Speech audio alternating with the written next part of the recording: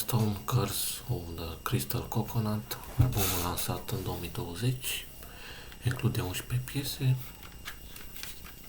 Asta e interiorul. Recomand dacă vă place Stone, muzică de genul chiar merită. Se vede că au mai evoluat pleacă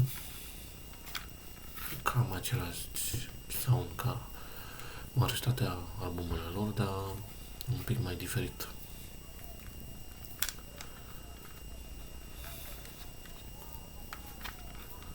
Față de primele albume, dar merită ascultat, după părerea mea.